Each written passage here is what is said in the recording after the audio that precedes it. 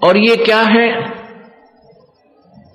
ये काल का सुनियोजित एक जाल है, षड्यंत्र है। उसके द्वारा दिया गया हमारे को मिट्टी का खिलौना है।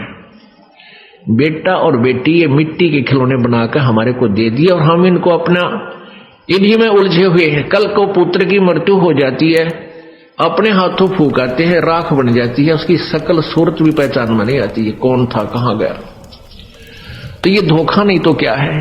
ठीक है, पुत्र नाम रहे, हम खुश रहते हैं, लेकिन ये हो रहा है, सबको मालूम है। पुत्री मर जाती है, पत्नी मर जाती है, पति मर जाता है, माता पिता की मृत्यु होती है, कहां गए? वो राख बन जाती है। तो ये कैसा हमारे साथ धोखा किया इसने? हमारी इतनी बुद्धि छोड़ रखी है इस काल भगवान ने। जैसे भैंस का बच्चा मर जाता है, व्यापारी लोग क्या करते हैं, उस बच्चे के ऊपर की चाम को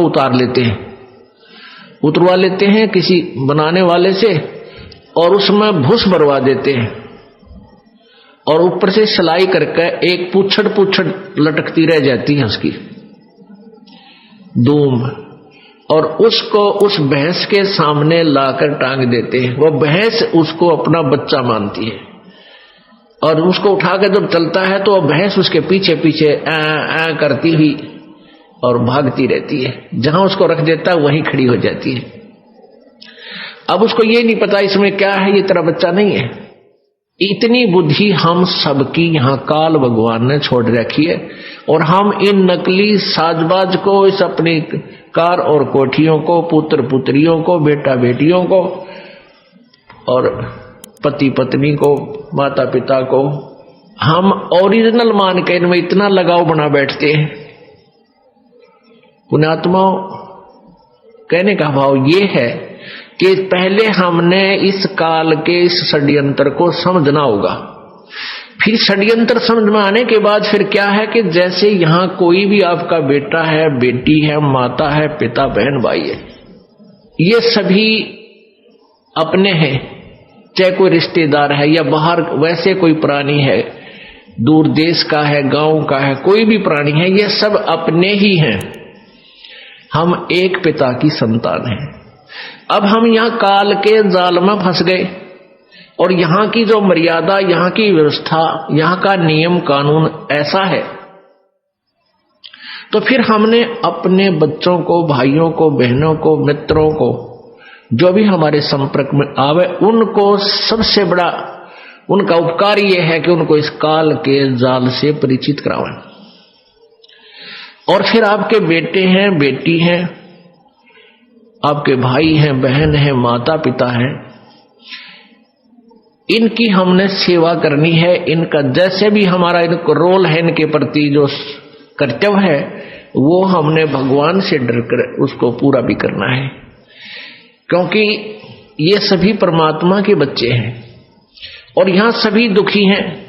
अब जैसे माता पिता जो बूढ़े हो जाते हैं, असहाय हो जाते हैं, अब उनकी सेवा करना आपका परम कर्तव्य बना है, क्योंकि माता पिता जब बच्चा या बेटा या बेटी उत्पन्न होती है, बेटी उत्पन्न होती है, उसका तो उद्देश्य पता होता है, ये तो पराई होनी है, उसको भी प्यार से पालता है, अपने सीने से लगाकर। ऐसा नहीं, क्योंकि उसको ये मालूम है कि हमें भी कोई ऐसे पाल कर एक बेटी देगा, और उसका मुख्य उद्देश्य बेटे के ऊपर रहता है कि बेटा बड़ा होगा, पुत्रवधू आवेगी और हम बूढ़े हो जाएंगे, हमें हमारी सेवा करेंगे, हमें बैठों को खाना देंगे, उंगली पकड़कर इधर उधर हमें ले जाया करेंगे।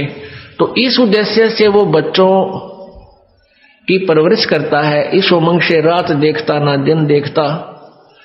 तो जब वो बूढ़े हो जाते हैं तो वो डिजर्व करते हैं आपसे वो सेवा, और आप वो कर नहीं पाते। क्यों नहीं कर पाते? क्योंकि आपको ये नहीं मालूम कि हम यहां भयंकर जाल में फंसे हुए हैं, और परमात्मा ने जो हमें यहां कर्तव्य दिया है उसको ना निभाकर भी हम दोषी बन रहे हैं, पाप के भागी बन रहे हैं, और काल तो हमसे पाप करवाता रहता है ताकि ये मेरे जाल में फंसे रहें। तो हमने परमात्मा के विधान से परिचित होकर इन सब नातों का जो भी आपकी भूमिका है, जो भी आपका रोल दिया है, उसको निभाना है। बच्चों का पालन पोषण भी आपने बड़ी प्यार से करना है, ऐसे ढंग से करना है कि मालिक के बच्चे हैं और माता पिता भी मालिक के बच्चे हैं। आपकी ड्यूटी है बुढ़ापे में इनकी सेवा करना, इनको प्यार दे। बुढ़ा आदमी प्यार का भूखा होता है, प्यार तो बोल पड़ा बस उसने, वो भूखा भी रह जाएगा। उसको पता है कि तेरी सटेज ऐसी होगी, जो मिल जाए वो खा ले, चुप करके नखरे मत करे। और नहीं करते हैं जो समझदार होते हैं, तो उनको प्यार से ही बोल पड़ो, इतना ही काफी होता है। कोई वस्तु की चाह करते हैं तो तुरंत हाँ अवश्य करेंगे, माता पिताजी अभी करते हैं, चाहे 2 दिन लेट भी हो जाए पर बोला राजी, इतने में खुश हो जाया करें। और जब बच्चे हैं आपके, तो बच्चों का भी आपने पालन पोषण करना इस दृष्टिकोण से चाहिए कि तेरे ये भगवान के बालक है, उस सच्चे मालिक के बच्चे हैं और हमारी ड्यूटी दे दी, हम इनके सेवक हैं। जैसे एक नौकरानी रखी जाती है, घर पे नौकरानी रखी जाती है और उसकी ड्यूटी लगा दी कि इस पुत्र की या पुत्री की, बेटा और बेटी है मेरी, उस मालिक ने नौकर रख ली और इनकी ड्यूटी लगा दी, उनका पैसा दे दिया कि ये इनका सामान है, ये इसको खाना खिलाना है, कपड़े पहनाने हैं, इस प्रकार इनको नहलाना धोना है और स्कूल छोड़ के आना है, विद्यालय ले जाना है और लाना है। अब वो बहन, वो नौकरानी या नौकर उस मालिक के बच्चे जानकर उन बच्चों की अपने बच्चों से भी ज्यादा केयर टेक करता है। और जब उसको निकाल दिया जाता है, नौकरी से निकाल दिया जाता है, तो मुड़कर नहीं देखता फिर उन बच्चों की तरफ। और जब तक वो नौकर रहता है, उनकी सेवा की ड्यूटी है, वो बहुत चिंतित रहता है कि मालिक गुस्सा ना हो जा, इनकी कोई सेवा में फर्क रह जा, कोई कमी ना आ जा, त्रुटि ना रहे। एक समय ये दास सर्विस करता था जब जेई की पोस्ट पे, जहां हमारा कार्यालय था उससे 2 मकान छोड़कर एक बड़े साहूकार सेठ का मकान था। उसकी एक बेटी थी, वो ज्यादा से ज्यादा 8-7 वर्ष की होगी, 1ली या 2वीं कक्षा में वो पढ़ती थी। और उस लड़की का विद्यालय वहां से ज्यादा 1000 फुट होगा, 1000-1500 फुट की दूरी पर था। तो उस मालिक ने उस बेटी के लिए कोई साधन नहीं लगा रखा था, कोई रिक्शा वगैरह नहीं ला रखी थी, थोड़ी दूरी पर था। उस नौकरानी से कह रखा था कि आप इसको सुबह छोड़ आना, नवा धवा के, कपड़े ड्रेस पहना के, और जब इसकी छुट्टी हो ले आना। वो उसको ऐसे ही प्रतिदिन लेकर जाती थी और छुट्टी होते ही उसको ले आती थी, पैदल ही लाती थी। गर्मियों के दिन, ये मई का महीना, उसने एक छोटी सी छाता ले रखा उस नौकरानी ने, स्वयं तो धूप में और उस छोटी सी बच्ची के ऊपर छाता लिए हुए, और वो धूप में आ रही है, उस बच्ची पर, मालिक की बेटी पर छाता किए हुए है और लेकर आ रही है। यानी इतनी सेवा, इतनी अपने पंचुअल थी अपनी सेवा में। और जब उसको नौकरी से निकाल दिया, फिर उसने उधर झांक कर भी नहीं देखा कि मेरी ड्यूटी अभी तक थी और इतना कर्तव्य था, ये मैंने ठीक निभाया। तो पुण्यात्माओं, इसी प्रकार आपके बच्चे हैं, बेटा बेटी हैं, ये प्रभु के बच्चे हैं, आपको इनका सेवक लगा रखा है। इस दृष्टिकोण से इनका पूरा कर्तव्य करो। अपने कर्तव्य कर्म को करते हुए प्रभु की याद भूल नहीं पड़नी चाहिए। और जब यहां से जाने का समय आएगा, नौकरी से आपको निकालेंगे, आपके मन में अगर हृदय से यह बात होगी कि मेरा बेटा नहीं है, मेरी बेटी नहीं है, ये मालिक के बच्चे हैं, ठीक है, नाता कुछ भी जोड़ दिया, अब हमारा है सामाजिक नाता भी बेटा बेटी का है, लेकिन ये मालिक के, वास्तव में परमात्मा के बच्चे हैं। और जब हम चलेंगे यहां से छोड़कर, तो हमारी ममता इनमें नहीं हो सकती। यदि हम इस ज्ञान आधार से सोचेंगे और यदि हम उस पशु की तरह उस पुतले को अपना माने बैठे रहेंगे, तो धक्के उसके पीछे पीछे धक्के खाते ही रहेंगे। मान ले आपकी मृत्यु होने लगी, ये आध्यात्मिक तत्व ज्ञान है पुण्यात्मा, जो तुमने यहां से पीछा छुटवाना है। यदि आपको ये ज्ञान हुआ नहीं, भक्ति कर रहे हो, सुख भी देगा भगवान, आपके दुख भी दूर करेगा, आपको धन भी देगा, बहुत सुख कर देगा, और इस ज्ञान की भूल पड़ते ही आपको यहीं फंसा लेगा। आपकी मृत्यु होने लगी, आपके पास कोई बेटा या बेटी आकर रोने लग जाएगा, आपकी ममता उसके उधर फंस जाएगी, क्या होगा मेरे बच्चे का, कौन संभालेगा इसको, और फिर मृत्यु होगी तो आपकी आस्था उस बेटा या बेटी में रह गई। मृत्यु होकर के फिर वहीं कुतिया आकर बन गया मनमाने उसी गली में, या कुत्ता बन गया, उड़े सैर सपट्टे करता रहेगा, फिर बेटे भी ना मिलने ना और बेटियां दूर बैठ सकता। एक परिवार ने खीर बनाई थी, खीर का पात्र था, उसमें सर्फ पड़ गया, पड़ते ही वो मर गया, अंदर बैठ गया नीचे। वहां उनकी एक पालतू कुत्ती थी, मतलब जैसे वैसे पाली हुई नहीं थी, गली में घूमती फिरती, आ जाती बैठ जाती, उसको रोटी राटी डाल देती, वो वहां बैठ जाती थी। तो उसने क्या किया, वो सारी खीर पंजे के साथ खंडा दी, वह डाल दी, नीचे डाल दी। उधर से घरवाला ने देखा कि इसने तो भाई कमाल कर दिया, आज तक ये ऐसी गलती नहीं करती थी, आज तक इसने बड़े बड़े भोजन का नाश कर दिया, उसका तुम्हारा लठ पता गई ट्या ट्या करती। फिर वो खीर को संभालने लगे, बाहर नीचे पड़ी थी, वो तो पड़ी थी, अंदर झांक कर देखा उसमें कितनी बच रही है, उसमें काला सांप सर्प अंदर पड़ा। और फिर उस पूरे परिवार ने खुशी मनाई, हो इस कुतिया ने तो हमारा परिवार बचा दिया। फिर उसने ल्याओ पकड़ कर वो आगन बाजे को डर लठ लाग गया।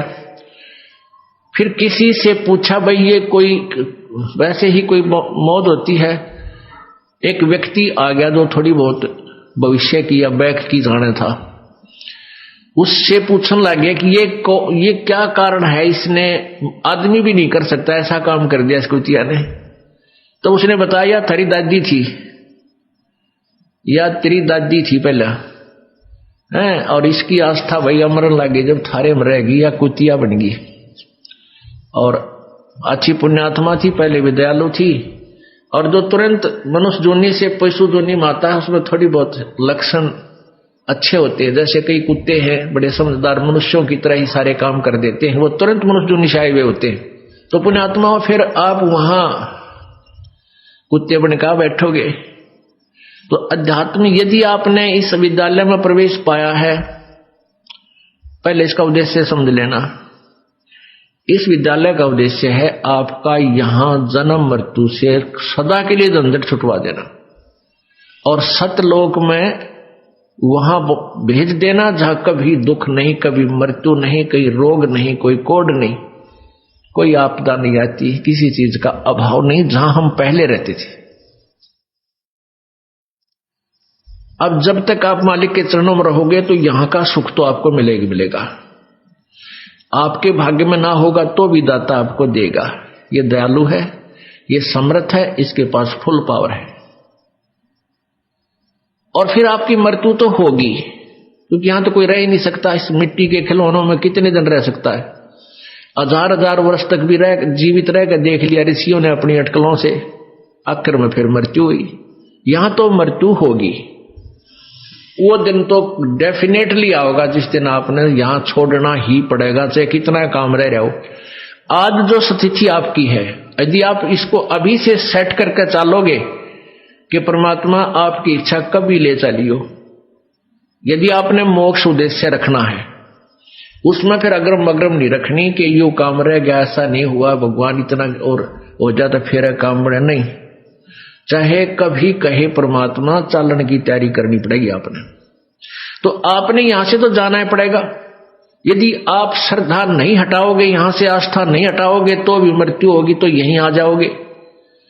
इस ज्ञान को आधार बना के और परमात्मा को साक्षी रख के जब भी चालन की तैयारी आवे, किसी समय आ जा, सहर्ष चल पड़े कि कभी ना कभी तो पीछा यहां से छुटवाना ही पड़ेगा। मान लीजिए आप परमात्मा के मार्ग पर लगे हुए हो और आपके साथ कोई ऐसी घटना, वैसे तो मालिक घटना नहीं देता जल्दी सी, वो भी आपकी कोई त्रुटि होगी या परमात्मा की कोई और रजा होगी उसमें, वो आपके हित में ही होगी। जैसे जिसको हम अकाल मौत कहते हैं, तो यहां पहले तो अकाल मौत आपकी होगी नहीं, और होगी तो घनी आपके ऊपर मेहर होगी, कोई विशेष कृपा होगी, या आपका नाम टूट चुका हो। प्रथम तो अकाल मृत्यु होगी नहीं इस मालिक के चरणों माने के बाद। इसके हाथ में है मासा घटे ना चल बढ़े, विधना लिखे जो लेख, और साचा सतगुरु मेट कर ऊपर मार दे मेघ। ये वो परमात्मा है जिस लिखे हुए लेख को, प्रारब्ध को कोई भी चेंज नहीं कर सकता। ये परमेश्वर कबीर देव उसको चेंज कर सकता, उस भाग्य को बदल सकता है। तो ये तो उसके साथ होगा जो हृदय से, तन मन धन से कोई मर्यादा भंग नहीं करता है, प्रभु के चरणों में लगा हुआ है। और दूसरे जो परमात्मा के चरणों में लगे हुए हैं और परमात्मा की कुछ और रजा है कि कई कारण हो जाते हैं पुण्यात्माओं, तो उसको ऐसे अकाल मौत, वो स्वयं ही अकाल मौत मृत्यु करेगा उसकी, और तुरंत ही उसको दूसरा जीवन देकर पार करेगा। वो उसने अपनी आत्मा को देखना है। हम तो अपना स्वार्थ देखें, जैसे किसी की मां मर जा, चाहे 70 साल की हो रही है, तो याद आवे है कि भाई अच्छी बालक खिलाओ थी, पोचा ने राजी रखे थी, घर की रुखाड़ करे थी, ये बना मरे तो बढ़िया है। तो हम तो अपने स्वार्थ ने कर रहे हैं। जय उस माता जी का हो जा बीमारी, कोई रोग हो जा, 10 लाख जा, खाट पे लेट जाओ, तो हफ्ते अंदर हाथ जोड़ लेंगे सारे, है भगवान माँ की माटी उसंगवा ले, परमात्मा इसने उठा ले। तो कहने का भाव ये है कि यदि परमात्मा किसी भी समय पर अपने सच्चे भक्त लगा हुआ ठीक है और उसको ऐसी कोई घटना करता है, ऐसी कोई घटना होती है अकाल मृत्यु की, 2 कारण से होगी।